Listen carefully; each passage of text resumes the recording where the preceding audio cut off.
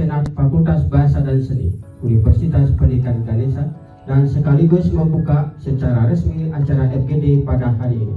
Hanya masa karena hanya berkat beliau lah, kasih beliau, kita semua bisa berada di ruangan ini. Renstra adalah sebuah naskah atau dokumen yang digunakan sebagai dasar acuan kerja bagi sebuah lembaga. Begitu juga dengan Fakultas Bahasa dan Seni Undiksa. Keberadaan Renstra digunakan sebagai acuan dalam menentukan tindakan arah dan yang akan dilakukan ke depan.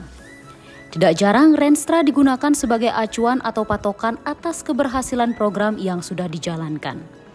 Seiring dengan perkembangan dan kebutuhan saat ini, perlu adanya pembaharuan dan penyempurnaan Renstra tersebut. Bertempat di Haris Hotel Kuta Galeria pada hari Senin tanggal 19 Desember 2022, FBS Undiksa melalui Senat Fakultas Bahasa dan Seni melaksanakan Focus Group Discussion atau FGD penyempurnaan Renstra Fakultas. Dr. Iwayan Artike SPDM Hum selaku Ketua Panitia dalam kegiatan ini menyampaikan rasa terima kasih dan bangga kepada semua pihak yang telah mendukung kegiatan ini sehingga kegiatan berjalan dengan lancar. Kegiatan seperti ini sangat bermanfaat karena dapat mengetahui kemajuan yang ditargetkan oleh Fakultas Bahasa dan Seni Undiksa yang selalu mendapatkan peninjauan kembali berdasarkan perkembangan zaman. Baik. Kegiatan ini sangat bermanfaat dalam rangka meninjau kembali Renstra Fakultas Bahasa dan Seni, dan hal itu dalam rangka mencapai kemajuan yang ditargetkan oleh Fakultas Bahasa dan Seni, yang mana hal itu tampak dari adanya Renstra yang selalu mendapatkan peninjauan kembali sesuai dengan perkembangan zaman.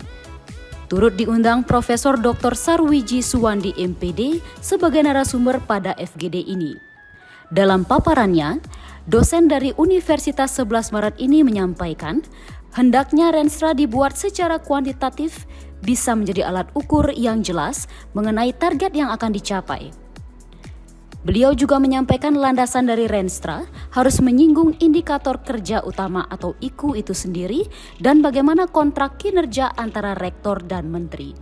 FGD kali ini kita atau panitia atau Senat FBS mengundang narasumber sebagai reviewer dari Universitas 11 Maret yaitu Profesor Sarwiji, dan dari tinjauan beliau terhadap Renstra yang sudah ada, diharapkan Renstra FBS bisa mendapatkan masukan yang sesuai dengan perkembangan zaman dan dari universitas yang sudah berpengalaman. Saya kira yang menjadi sangat penting.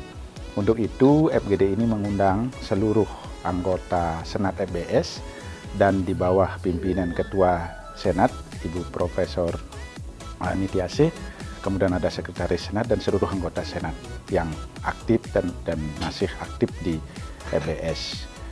Itu yang sangat penting kami dapatkan dan mendapatkan partisipasi yang luar biasa dari seluruh anggota Senat yang hadir di bawah arahan Ketua Senat beserta Sekretaris Senat.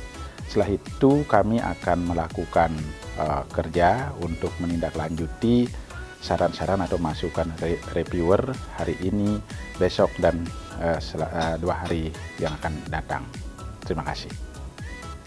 Ketua Senat Fakultas Bahasa dan Seni Undiksa, Profesor Dr. Putu Kerti Nitiase MA, menyampaikan FBS itu unik dan memiliki keistimewaan, di mana Senat yang biasanya bertugas menyetujui usulan yang diberikan fakultas, saat ini Senat diberikan kepercayaan oleh pimpinan fakultas untuk ikut menyempurnakan atau mendesain rencana strategis yang akan digunakan oleh Fakultas Bahasa dan Seni. Baik, terima kasih. FBS itu unik juga sebenarnya, ya, bahwa kalau dulu-dulu Senat itu hanya berperan sebagai seseorang atau lembaga yang menyetujui usulan yang diberikan oleh fakultas. Tapi sekarang fakultas memberikan kepercayaan kepada Senat untuk ikut menyempurnakan atau mendesain rencana strategis yang akan diberlakukan untuk Fakultas Bahasa dan Seni. Ini sesuatu yang luar biasa. Oke. Harapan Renstra yang ingin dihasilkan seperti apa, Ibu? Baik, Renstra yang sudah ditulis sebelumnya itu atau dibuat sebelumnya itu adalah rencana strategis yang sudah berorientasi pada kinerja namun belum memikirkan bagaimana kontrak kerja antara dekan dengan rektor, bagaimana implementasi dari indikator kerja utama dan kemudian indikator kerja kegiatan.